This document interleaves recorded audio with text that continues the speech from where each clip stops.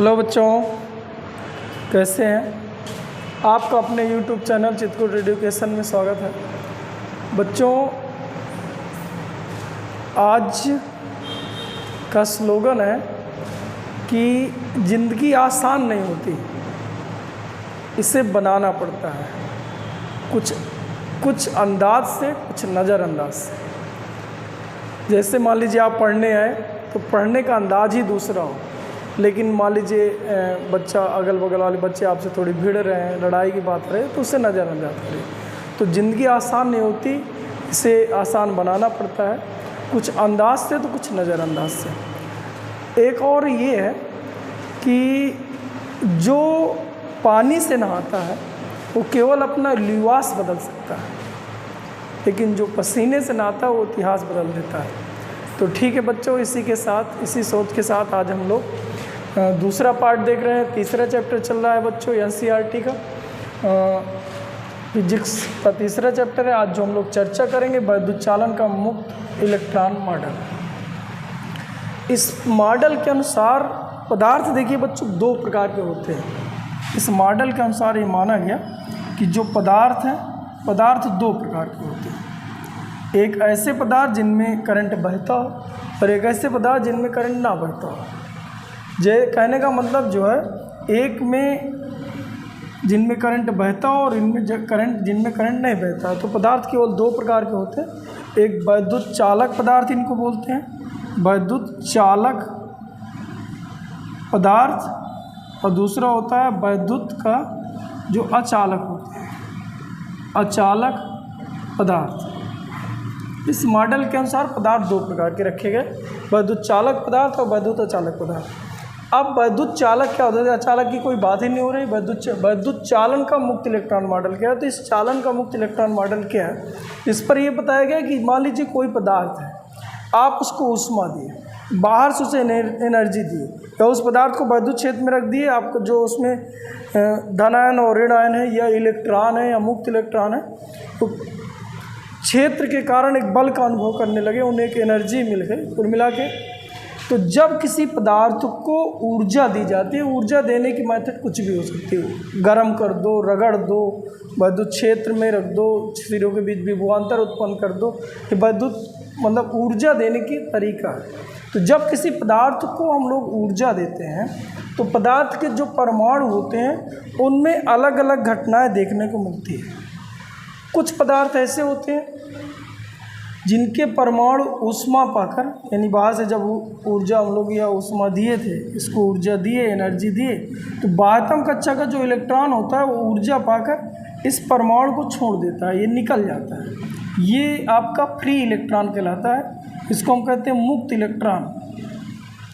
तो इसमें इलेक्ट्रॉनों की कमी आ जाती है तो इसको हम कह देते हैं धन आयन। जो शेष बचा पूरा परमाणु होता है, इसी परमाणु को हम लोग धन आयन कहते हैं, और ये फ्री इलेक्ट्रॉन होता है, जैसे धातुओं पर देखने को मिलता है। दूसरा हो, मान लीजिए हमने ऊष्मा दिया या ऊर्जा दिया, गर्म किए, रगड़े, ऐसा कुछ भी है। तो कुछ पदार्थ ऐसे होते हैं जिनमें परमाणुओं के बीच इलेक्ट्रॉन स्थानांतरित हो जाते हैं, अणुओं के बीच, परमाणु के बीच एक से दूसरे में इलेक्ट्रॉन चले जाते हैं, या अणुओं के बीच चले जाते हैं। तो जिसमें जैसे इसका इलेक्ट्रॉन इसमें चला गया तो इसमें एक इलेक्ट्रॉन की कमी हो गई होगी, तो ये धन आयन कहलाता है, और ये ऋण आयन कहलाता है। तो धन आयन, ऋण आयन हो जाते हैं। और धन आयन, ऋण आयन क्या करते हैं? करंट के प्रवाह में सहायक होते हैं। जब भी इधर का इलेक्ट्रोड का कैथोड लगाएंगे तो धारा का प्रवाह करने लगते हैं। कौन? धन आयन और ऋण आयन।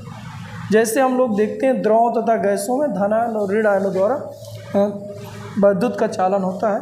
लेकिन कुछ पदार्थ ऐसे भी होते हैं जिनको यदि हम बाहर से ऊर्जा दे दें तो उसमें क्या होता है कि सहसंयोजक बंध से बंधे होते हैं, जिन्हें अर्धचालक कहते हैं। चार चार इलेक्ट्रॉन इनकी लाट कक्षा में होते हैं।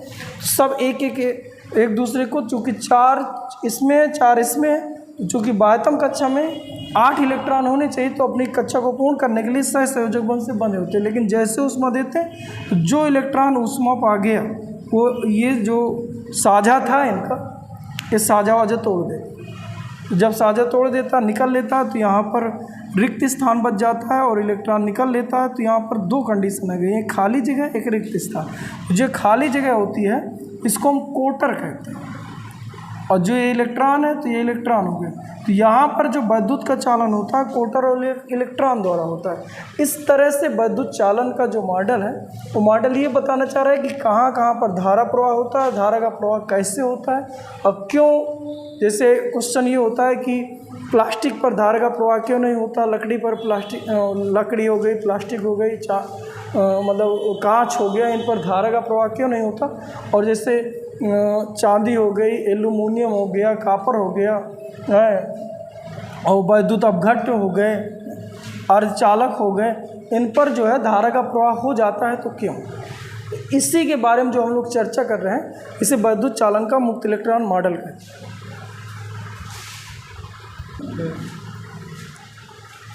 ये विद्युत चालन का मुक्त इलेक्ट्रॉन मॉडल है। इसको सिस्टमैटिक बोल लिया जाए। देखो मैं अभी आपको समझा रहा हूँ तो देखते हैं।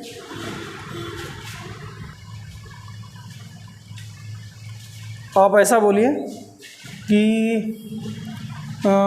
इस विद्युत चालन के मुक्त इलेक्ट्रॉन मॉडल के अनुसार, अभी मैं इधर लिख भी दूंगा लेकिन एक बार गौर से सुनिए, इस बार बोलने का प्रयास करिए। विद्युत चालन के मुक्त इलेक्ट्रॉन मॉडल के अनुसार पदार्थ दो प्रकार के होते हैं, विद्युत चालक पदार्थ, विद्युत अचालक पदार्थ। ऐसे पदार्थ जिनको बाहर से ऊर्जा देने पर इनके परमाणुओं के इलेक्ट्रॉन ऊर्जा पाकर अपनी कक्षा को छोड़ देते हैं, यानी परमाणु को छोड़ देते हैं। जैसे धातुओं पर मुक्त इलेक्ट्रॉन, अथवा परमाणु के बीच इलेक्ट्रॉन स्थानांतरित हो जाते हैं जिससे धन आयन और ऋण आयन उत्पन्न हो जाते हैं, जैसे द्रव तथा गैसों में। अथवा सहसंयोजक बंध टूट जाते हैं जिससे इलेक्ट्रॉन और कोटर उत्पन्न हो जाते हैं, जैसे अर्धचालकों में। तो ये मुक्त इलेक्ट्रॉन, धन आयन, ऋण आयन और इलेक्ट्रॉन या कोटर विद्युत के प्रवाह को या विद्युत को किसी चालक में एक स्थान से दूसरे स्थान तक ले जाते हैं। मुक्त इलेक्ट्रॉन अथवा धन आयन, ऋण आयन अथवा कोटर या इलेक्ट्रॉन किसी पदार्थ में, यानी धातुओं पर ये होंगे, द्रव तथा गैस पर ये होंगे और अर्धचालकों पर इलेक्ट्रॉन व कोटर होंगे। किसी पदार्थ में आवेश को एक स्थान से दूसरे स्थान तक ले जाते हैं। इसे या इस क्रिया को ही विद्युत चालन का मुक्त इलेक्ट्रॉन मॉडल कहते हैं। बच्चों बात समझ में आ गई होगी। मैं इधर वीडियो रोक के लिखे दे रहा हूँ जिससे आप लोगों को और अच्छे समझ में आ जाए। ठीक है बेटा। हाँ बच्चे, हमने यहाँ पर लिख दिया है जो चीज़ अभी तक समझाई। लिखा कि मॉडल के अनुसार पदार्थ दो प्रकार के होंगे, विद्युत चालक पदार्थ, विद्युत अचालक पदार्थ। ये यहाँ पर लिखा है विद्युत चालक पदार्थ, विद्युत अचालक पदार्थ। पूर्ण विराम। जब किसी पदार्थ को ऊष्मा दे दी जाए, कोई भी पदार्थ उठाओ, चाहिए ऊष्मा दे दो, यदि उसके बाह्यतम कक्षा के परमाणुओं, लिखा है परमाणुओं, यदि किसी पदार्थ को ऊर्जा दे दी जाए तो उसके बाह्यतम कक्षा के जो इलेक्ट्रॉन मुक्त हो जाए, बाह्यतम कक्षा का इलेक्ट्रॉन परमाणु को छोड़ के बाहर निकल जाए। जैसे आप लोग देखते हैं धातुओं पर मुक्त इलेक्ट्रॉन, अथवा अगर ये ना तो चलो हटाओ, ये हो जाए परमाणु जो अणु हैं अथवा परमाणु और अणुओं के बीच जो इलेक्ट्रॉन है वो स्थानांतरित हो जाए, एक से दूसरे में चला जाए, जिससे धन आयन जिसमें जाएगा वो ऋण आयन बन जाए, स्थानांतरित हो जाए, जैसे द्रव या अथवा जो गैसों पर। अथवा ये भी ना हो, ये हो जाए। जैसे हम ऊर्जा दिए तो इनका सहसंयोजक बंध टूट जाए, अथवा हमने लिखा कि इलेक्ट्रॉनों का सहसंयोजक बंध तोड़ दें, जैसे अर्धचालकों पर होता है। तो ये पदार्थ आवेश का प्रवाह करते हैं, इन पदार्थों को चालक पदार्थ कहते हैं। जबकि हमने दोबारा लिखा ऊर्जा देने पर ना ही मुक्त इलेक्ट्रॉन उत्पन्न हो रहे हों, ना इन परमाणु अणुओं के बीच इलेक्ट्रॉन स्थानांतरित हो रहा हो, ना ही सहसंयोजक बंध टूट रहा हो, तो ये आवेश का प्रवाह नहीं कर सकते। इनको हम कहते हैं अचालक पदार्थ कहते हैं। पदार्थ दो प्रकार के हैं और जो इस तरह से देखा गया है, इस तरह से अणुओं, परमाणुओं, मुक्त इलेक्ट्रॉन कोटर के बारे में जो चर्चा करी गई है, ये पूरी की पूरी चर्चा यही विद्युत चालन का मुक्त इलेक्ट्रॉन मॉडल है। तो आप आसानी से उतार लीजिए, एक बार फिर से समझ लीजिए। पदार्थ दो प्रकार के ये अब आपको ऊष्मा नीचे से देना है, उष्मा देने पर फ्री इलेक्ट्रॉन मिल जाए, ना मिले चलो ठीक है, अथवा ये मिल जाए चलो ये नहीं मिल रहा, सहसंयोजक बंध टूट जाए, 3 काम हो जाए तो समझ जाइए उसमें करंट बहेगा और वो वैद्युत चालक पदार्थ कहलाएंगे। और ये तीनों काम ना हो तो समझ जाइए कि वो अचालक पदार्थ है। जैसे करके धातुओं पर ये देखने को मिलता है, द्रव तथा गैसों पर ये देखने को मिलता है, अर्धचालकों पर ये देखने को मिलता है, और जो अचालक पदार्थ होते हैं तो उन पर आप लोग जो है जैसे लकड़ी हो गई, प्लास्टिक हो गई, इनमें से ये 3 में से कोई नहीं उत्पन्न होता। तो यही वैद्युत चालन का मुक्त इलेक्ट्रॉन मॉडल है। बच्चों लिख लीजिए, नोट करके एक पॉइंट और लिखिएगा इसमें कि आप ये नोट करके लिख लें कि वैद्युत का जब चालन होता है तो 3 जगह पर हो सकता है, धातुओं पर हो सकता है, इधर मैं लिखे दे रहा हूँ, धातुओं पर हो सकता है वैद्युत का चालन, धातुओं पर हो सकता है, धातुओं पर या मिश्र धातुओं पर। जैसे धातु में आपका कॉपर आ गया, एल्युमिनियम आ गया है, लोहा, सोना, चांदी ये सब आ गया। मिश्र धातु में जैसे नाइक्रोम हो गया है, कांस्टेंटन हो गया, ये हो गया। तो इनमें जो आवेश वाहक होते हैं, आवेश वाहक, और यहाँ पर आप हेडिंग डाल सकते हो चालक पदार्थ। यहाँ आवेश वाहक मतलब जो करंट को ले जा रहा हो, आवेश को ले जा रहा हो, आवेश का जो ड्राइवर वो होता है बेटा इसमें मुक्त इलेक्ट्रॉन। मुक्त इलेक्ट्रॉन यहाँ पर आवेश को ले जाते हैं। दूसरा हमने पढ़ा था कि वैद्युत अपघट्यों में भी, जैसे वैद्युत अपघट्यों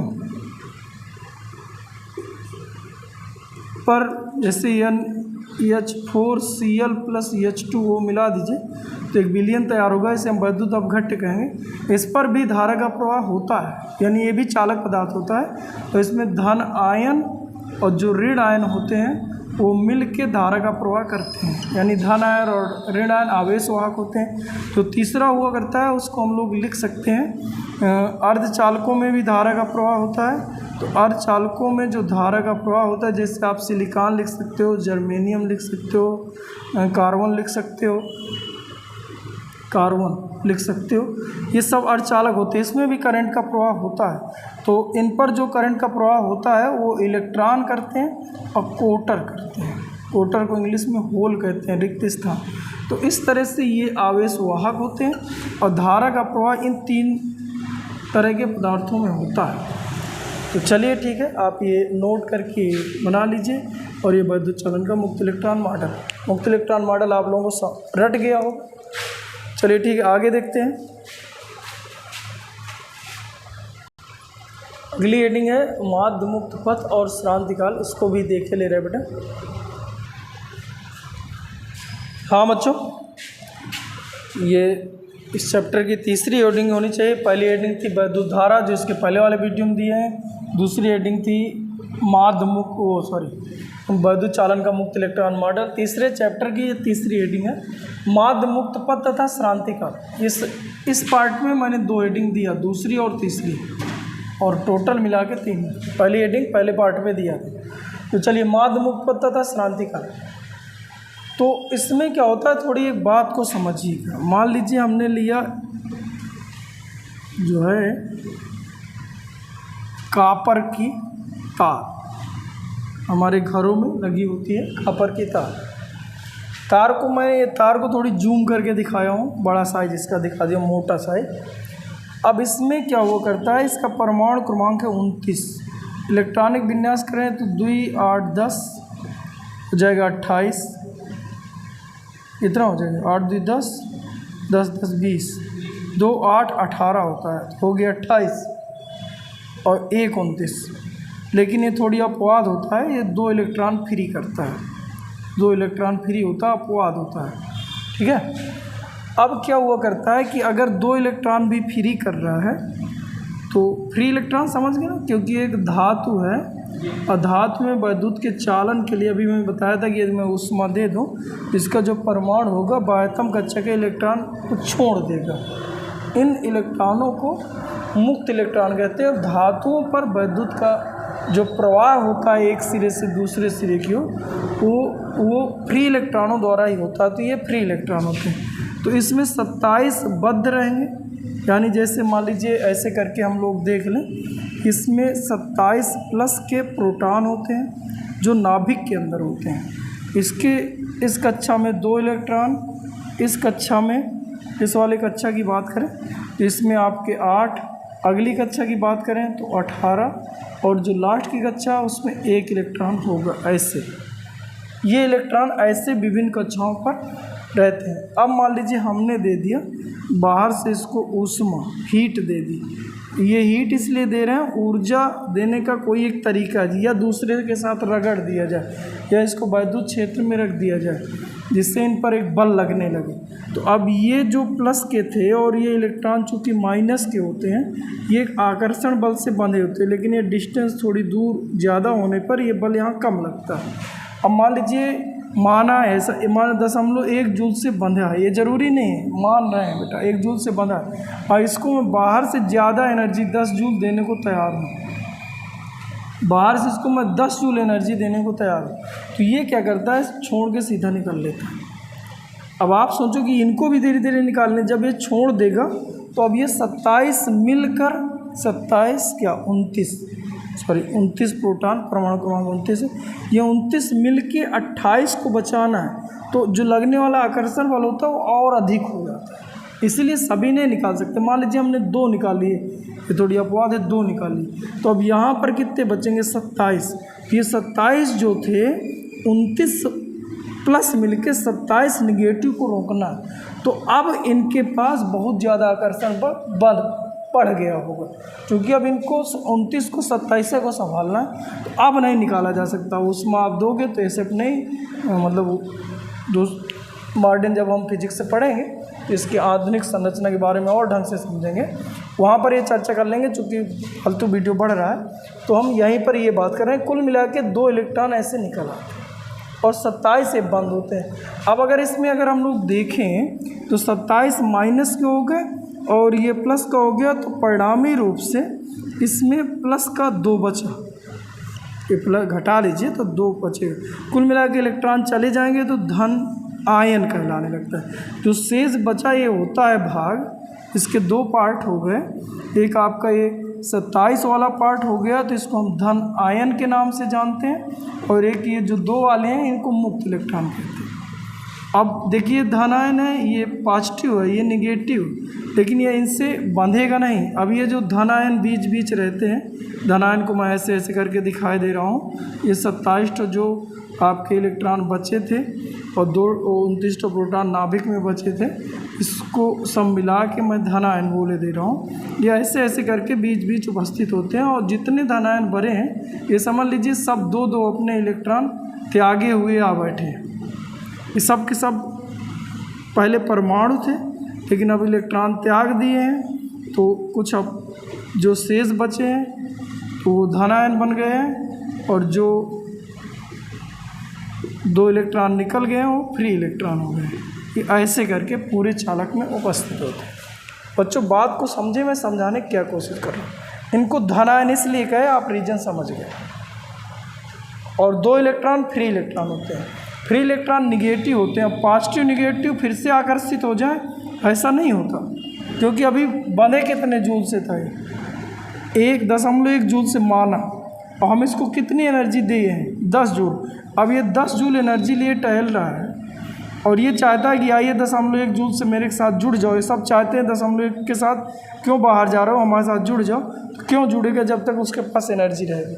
इसलिए जो फ्री इलेक्ट्रॉन होता है इन धन आयनों से रिएक्शन नहीं करता है, मतलब संयोग नहीं करता। अब वो क्या करता है कि जो बीच बीच में गैप है गति करता है। जैसे मान लीजिए यहाँ पर 1 इलेक्ट्रॉन है, ये फ्री इलेक्ट्रॉन को मैं इस काले पॉइंट से दिखा रहा हूँ। ये ऐसे करके ऐसे बीच बीच में बहुत सारे ये 2-2 जो आपके थे, ये आपके इलेक्ट्रॉन अलग अलग टहल रहे हैं, ऐसे ऐसे करके जो जहाँ जगह पा रहा है वहीं गति कर रहा है। मान लीजिए यहाँ गया, जैसे टक्कर होगी, जाता एकदम सीधा, एकदम सीधा यूँ जाएगा, लेकिन अब यहाँ टक्कर आ गया, तो अब टक्कर के बाद वेग की जो डायरेक्शन है बदल देता है। जब तक टक्कर ना होगी फिर सीधे जाएगी, टक्कर हो गई फिर ऐसे बढ़ गया, फिर ऐसे बढ़ गया, ऐसे बढ़ गया, ऐसे ऐसे घूमते रहते हैं।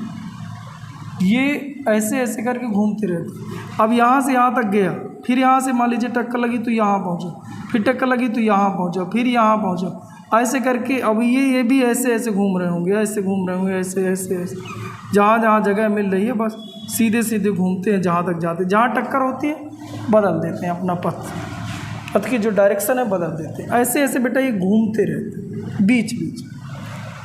आता है स्वाभाविक सी बात है कि धन आयनों से बार बार टकराते रहे। देखिए मैं इधर दिखाया भी कि टक्कर हो रही।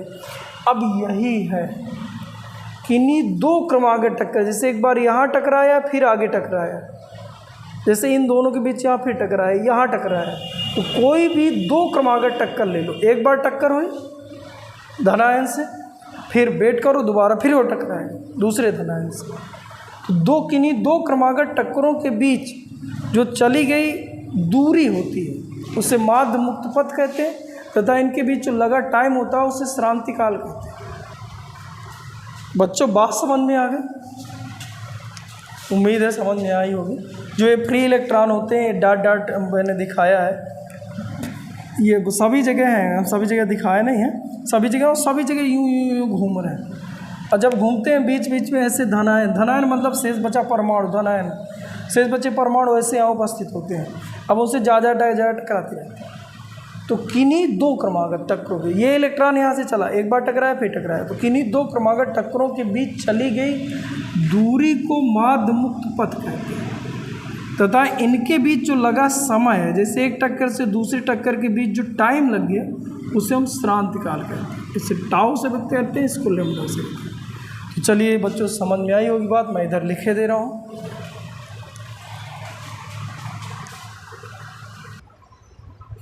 हाँ बच्चों मैंने इधर लिख दिया है जो अभी तक समझा है। धातुओं में जो मुक्त इलेक्ट्रॉन होते हैं, जो ये मुक्त इलेक्ट्रॉन है ब्लैक ब्लैक पॉइंट से दिखाए गए हैं, बर्तन में भरी गैस के अणुओं की भांति व्यवहार करते हैं। जैसे गैस के अणु ऐसे ऐसे अनियमित रूप से ब्राउनी गति करते हैं, सेम टू सेम ये भी करते हैं।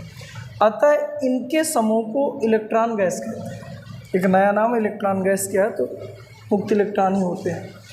ये मुक्त इलेक्ट्रॉन धातु पर स्थिर धन आयनों के बीच, ये स्थिर धन आयन है, रुके हुए अपनी जगह फिक्स होते हैं, के बीच रिक्त स्थान पर उच्च ऊष्मीय वेग के, क्योंकि ऊष्मा के कारण बाहर निकले तो उच्च ऊष्मीय वेग से गति करते हैं, लगभग 10⁵5 मीटर प्रति सेकंड वेग से गति करते हैं।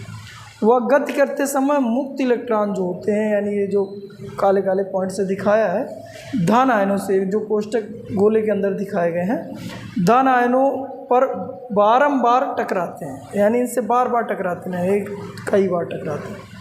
इस प्रकार इन्वर्टेड का मैंने डिफिनेशन लिख दिया। आप केवल इतना ही बोलेंगे, अगर आपसे कोई पूछ रहा है तो केवल इतना बोलें, किसी इलेक्ट्रॉन द्वारा किन्हीं दो क्रमागत टक्करों के बीच चली गई दूरी को माध्य मुक्त पथ कहते हैं, तथा इलेक्ट्रॉन को एक माध्य मुक्त पथ तय करने में जो समय लगता है उसे श्रांति काल।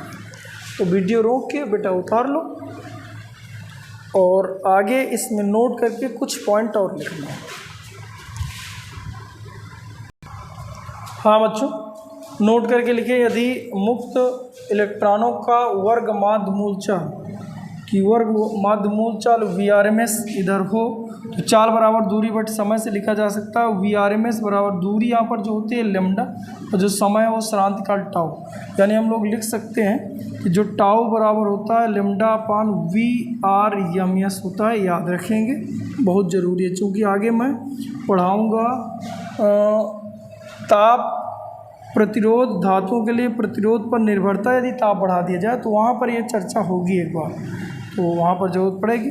दूसरा बात, अगर हम लोग ताप बढ़ा दें, ताप T को बढ़ा रहे हैं, नोट करके लिखिएगा, यदि हम लोग ताप बढ़ा दें और ये मान लीजिए एक धातु है और धातु को हमने टेम्परेचर बढ़ाया, टेम्परेचर बढ़ाने का मतलब हम लोग ऊष्मा दिए, ऊष्मा दिए मतलब एनर्जी और पाए, तो जो ये फ्री इलेक्ट्रॉन थे और तेज़ी से गति करेंगे।